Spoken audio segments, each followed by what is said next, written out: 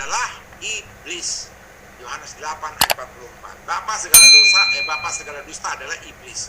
Jadi bapaknya itu adalah si iblis yang kerjaannya adalah melakukan dusta untuk menyesatkan orang. Produknya dia yang adalah binatang yang keluar dari bumi ini, yang bertanduk hanya dua, yang serupa anak domba atau anak manusia, tapi berbicaranya seperti bapaknya si iblis itu, yang keluarnya juga dusta. Makanya dikatakan oleh Rasul Paulus dalam 1 Timotius 4 ayat 2, orang-orang yang mengikuti roh sesat dan ajaran setan-setan itu karena tipu daya pendusta-pendusta itu, binatang yang bertanduk dua itu, anak-anaknya iblis itu. Dan anak-anak iblis pendusta-pendusta itu, itulah yang hati nuraninya memakai cap mereka. Apa yang dimaksud cap mereka itu? Bentuknya dalam bahasa asli cap mereka itu dituliskan begini: ke kausterias menon ten idian sunei desit. Bahasa Inggrisnya dikatakan having their own conscience sheer with hot iron. Yang hati nuraninya telah dibubuhkan dengan cap besi membara sehingga tumpul. Jadi hati nuraninya sudah ditumpulkan dengan cap besi membara, menghalangi, ya, sudah ditutupi, ya, oleh besi membara. Dan bentuknya kalimat ini, tensesnya, tata bahasanya adalah perfect. Kita sudah tahu setiap kali bentuknya perfect itu artinya apa? Dari dulu sampai sekarang dan selamanya sudah permanen, tidak akan berubah. Hati nuraninya sudah ditutup. Jadi orang-orang yang sudah menjadi anak-anak iblis atau pendusta-pendusta, itu hati nuraninya sudah dicap oleh si iblis itu dengan besi membara. Sudah sempurna, perfect. Ini yang dikatakan. Jadi inilah yang dikatakan oleh siapa namanya, oleh Allah di dalam Amsal, ya, dalam Amsal 16 ayat 4 sudah kita bahas juga. Amsal 16 ayat 4 mengatakan Tuhan membuat segala sesuatu untuk tujuannya masing-masing. Bahkan orang fasik dibuatnya untuk hari malapetaka. Jadi orang fasik itu tidak akan berubah menjadi orang baik. Tidak, memang dia diciptakan untuk hari malapetaka. Jadi orang-orang pendusta ini, ya, yang adalah anak-anak iblis ini, hati nuraninya memang sudah dicap, ditutup, dilas, disegel oleh besi membara, sehingga mereka tidak akan lagi bisa mendengarkan suara Roh Kudus.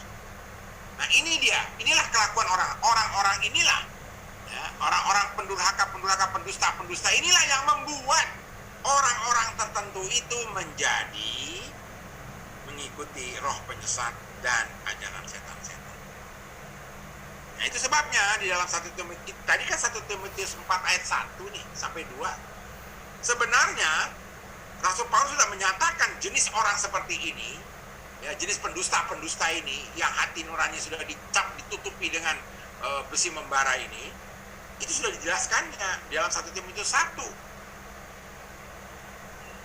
Dalam 1 Timotius 1, kalau masih ingat, itu dalam 1 Timotius 1 ayat 19 sampai 20. Dia katakan begini: beberapa orang telah menolak hati nuraninya yang murni itu. Kenapa menolak hati nurani? Karena memang sudah dicap, sudah disegel dengan besi membara sehingga tumpul, tidak lagi bisa mendengar suara Roh Kudus.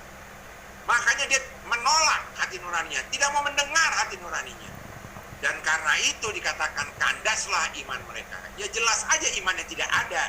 Ya karena juga hati nuraninya ditutup, bagaimana Roh Kudus mau berbicara, bagaimana Roh Kudus mau bekerja, karena sudah dicap dengan besi yang membara sehingga mereka tumpul. Maka tidak akan ada iman. Nah, siapakah contohnya dikatakan di situ? Contohnya adalah Hymenaeus dan Alexander. Siapa itu Hymenaeus Alexander? Mereka termasuk orang-orang jemaat di Efesus. Ini yang dikatakan sebab berhati-hati itu. Nah, kalau kita ingin tahu siapa Hymenaeus Alexander, saya ulangi, tidak apa-apa, ya. Di dalam 2 Timotius 2, silakan dicatat yang belum pernah mendengarkan ini. Di dalam 2 Timotius 2 ayat 16 sampai 18. 2 Timotius 2 ayat 16 sampai 18.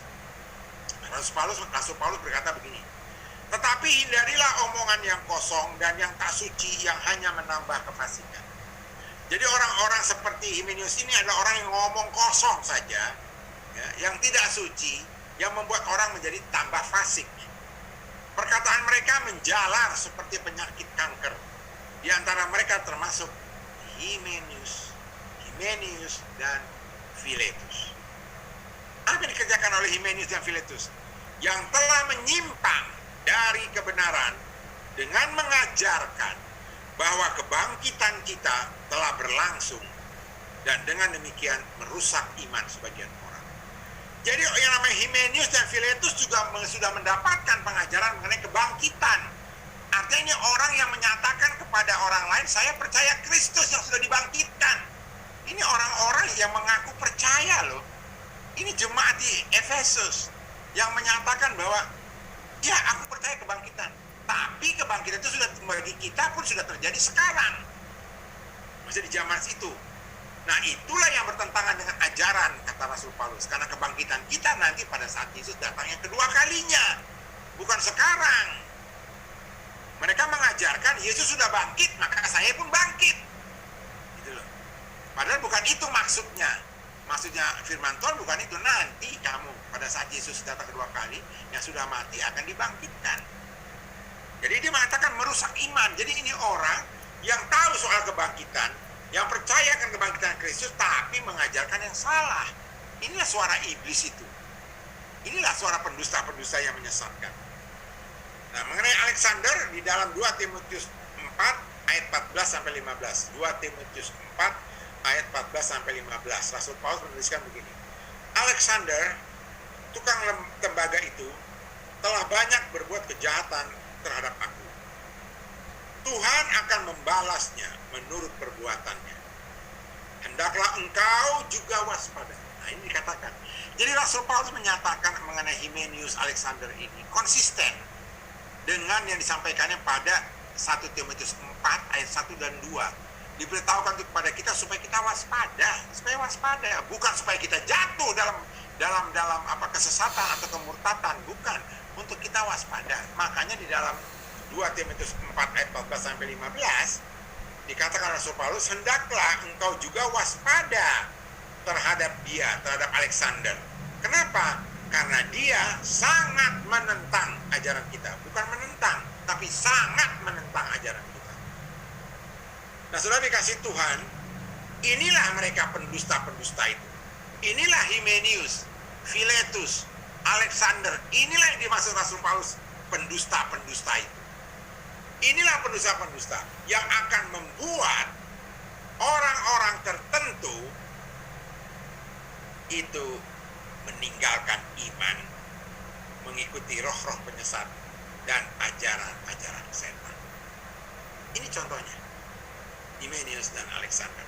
Jadi yang dikatakan di sini tadi, bukan orang-orang yang dipanggil dipilih yang akan menjadi sesat, menjadi murtad. Bukan orang-orang yang percaya yang jadi sesat, bukan orang-orang yang diselamatkan jadi sesat, tapi orang-orang yang memang mengaku percaya, tapi di hadapan Tuhan aku tidak pernah memberikan padamu iman yang sekali dan selama-lamanya, tidak pernah.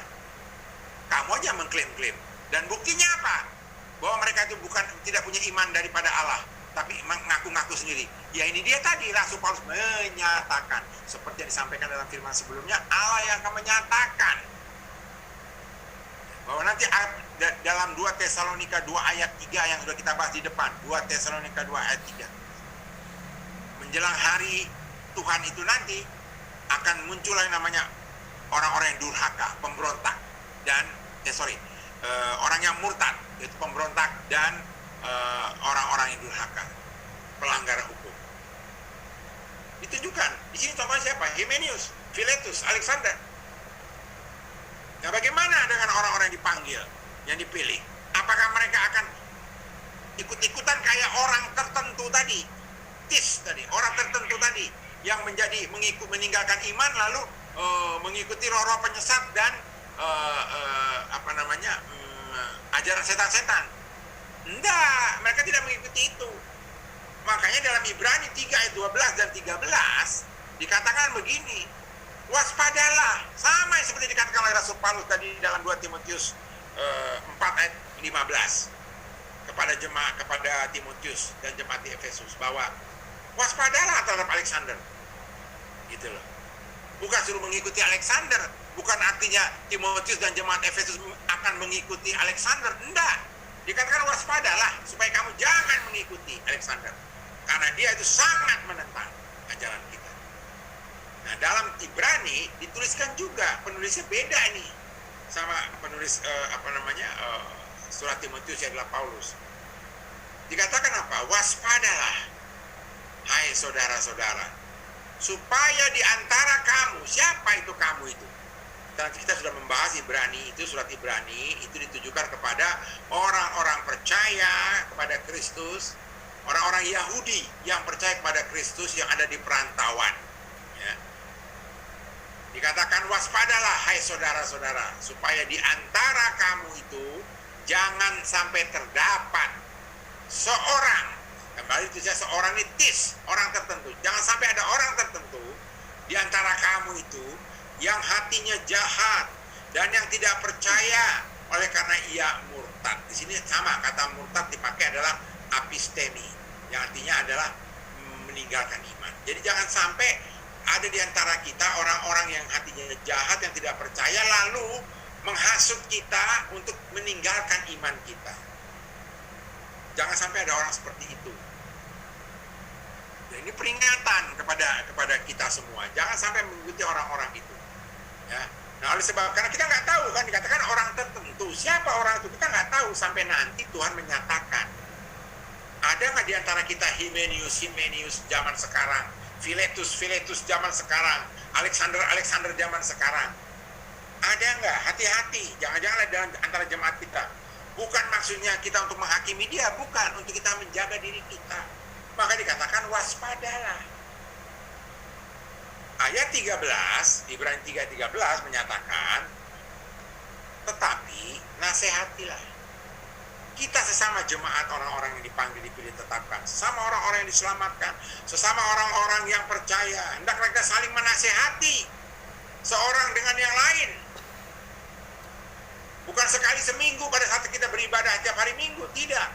Setiap hari dikatakannya, setiap hari. Selama masih dapat dikatakan hari ini.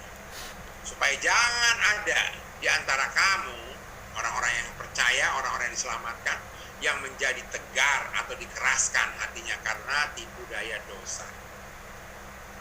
Jadi saya setiap hari harus mengingatkan istri saya.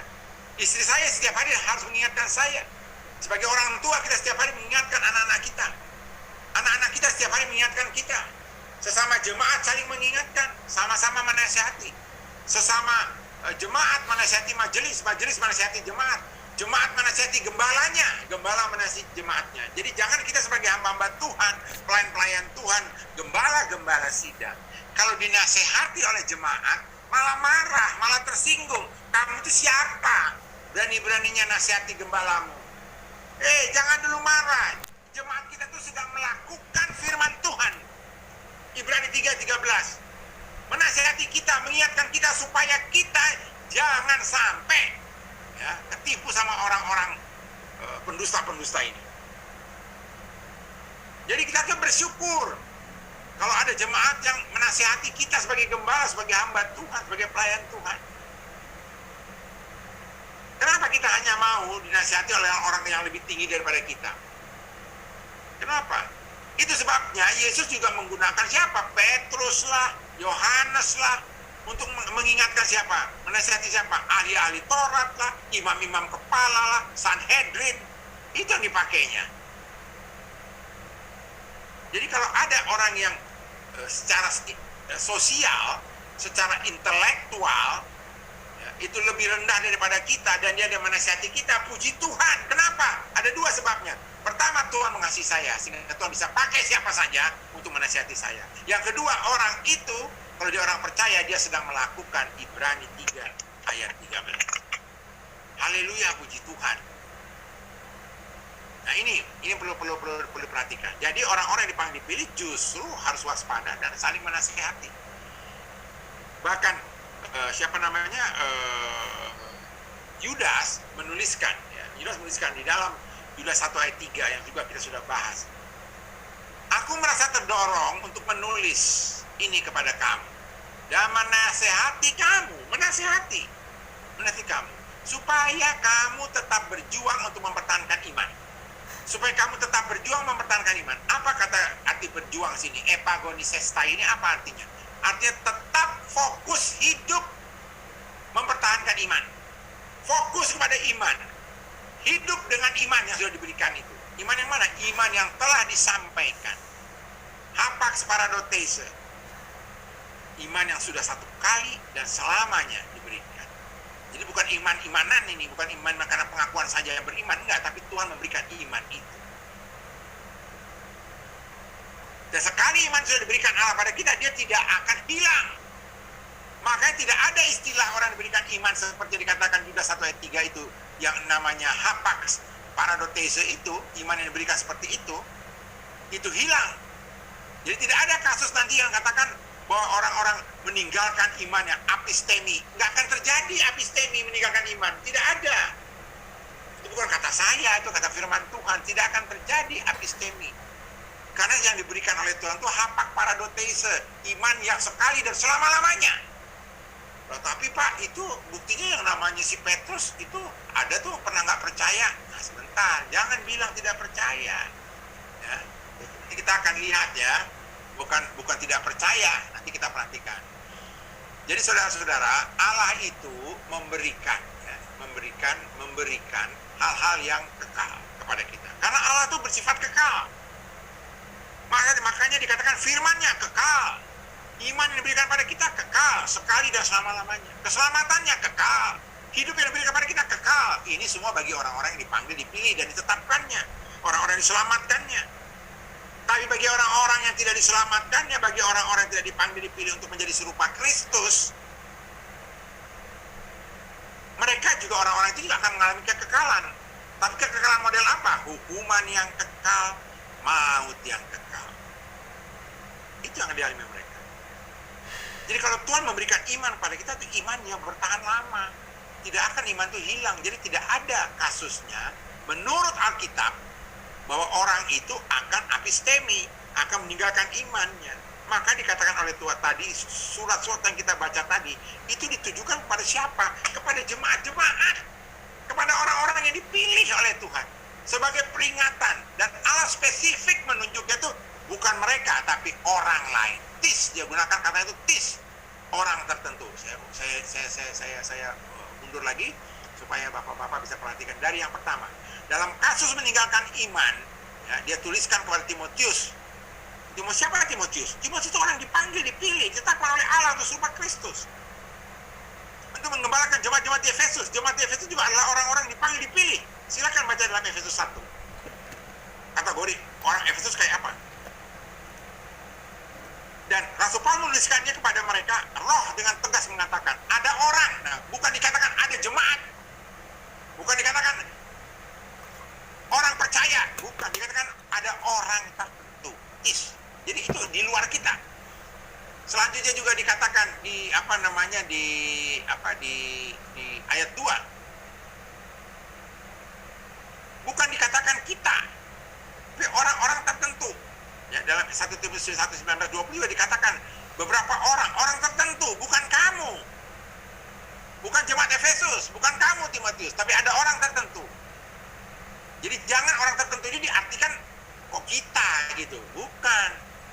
Logika kita ini jangan menggunakan logika dunia. Pakailah bagaimana Allah berpikir, bagaimana Allah berkeinginan, bagaimana Allah berkehendak. Itu yang harus kita pegang, ya. Jangan kita menggunakan logika dunia. Karena logika dunia begini, ada jelas-jelas di sini dikatakan waspadalah.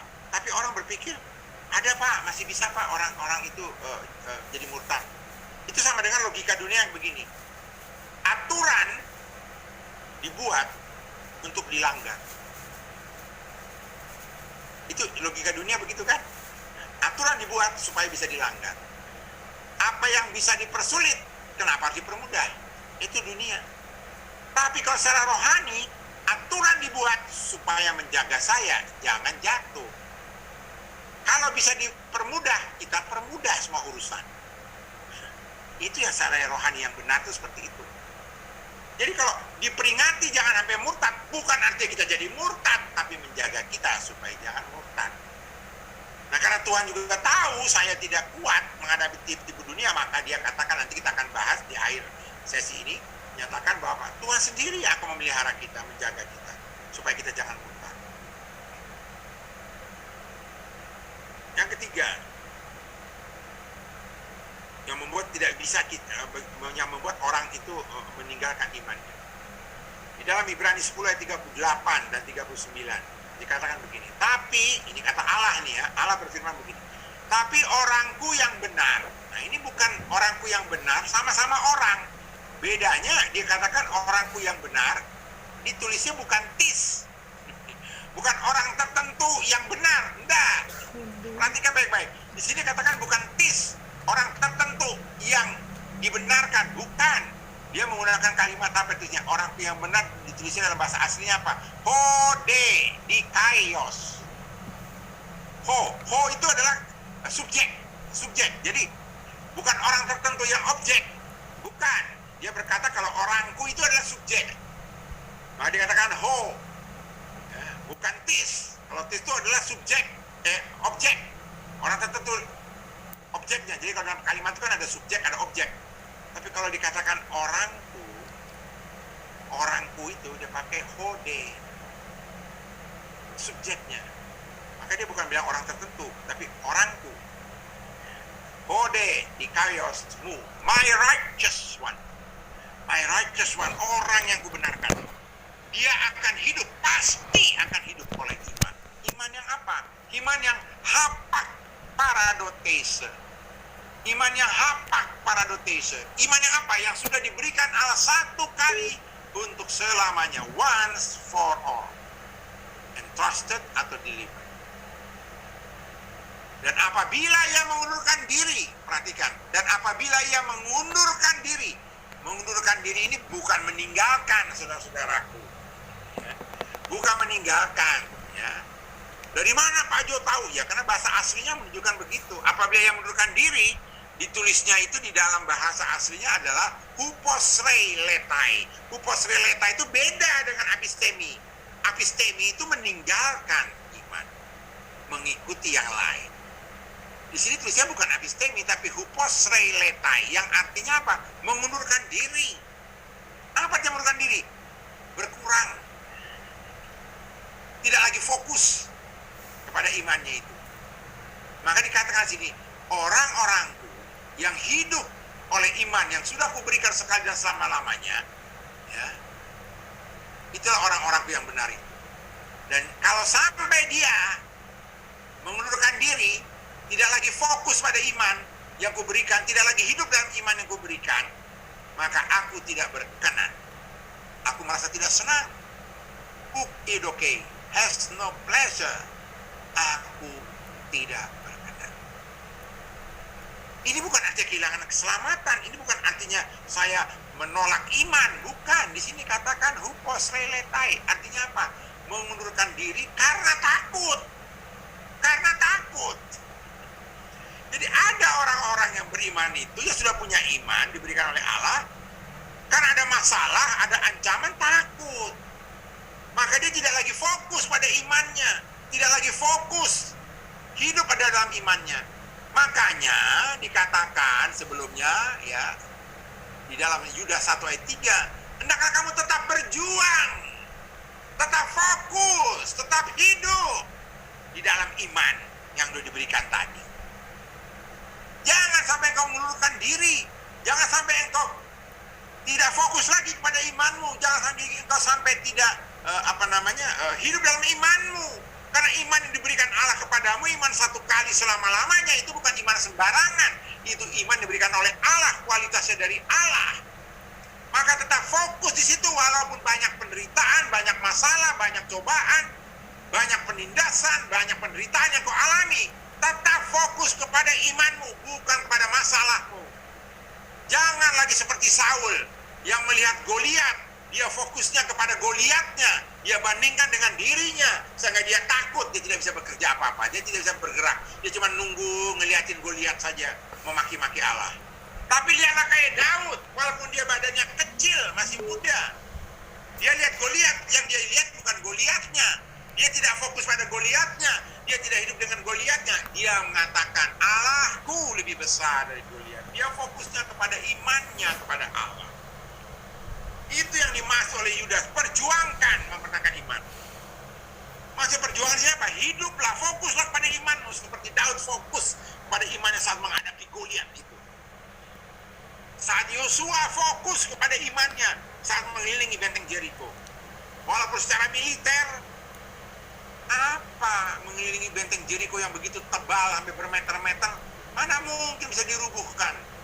Nah, kalau dia fokusnya kepada tebalnya tembok, dia nggak akan runtuh. Tapi kan dia fokusnya kepada iman. Maka dia melihat benteng Jericho itu runtuh. Jadi di sini saudara-saudara, yang dimaksud oleh firman Tuhan dalam Ibrani 10:38 itu, mengundurkan diri itu bukan meninggalkan iman. Ingat loh ya, bukan meninggalkan iman. Jadi kalau sampai ada orang mengkhotbahkan Ibrani 10:38 adalah dengan arti mengundurkan diri itu adalah meninggalkan iman, itu salah total. Karena dalam bahasa aslinya jelas, yang dimaksud mengundurkan diri di sini bukan apistemi, bukan meninggalkan iman, tapi hupos reiletai, yang artinya adalah apa? Mengundurkan diri dari iman itu karena dia takut. Karena dia fokusnya tidak lagi pada iman. Contoh di perjanjian baru adalah Petrus.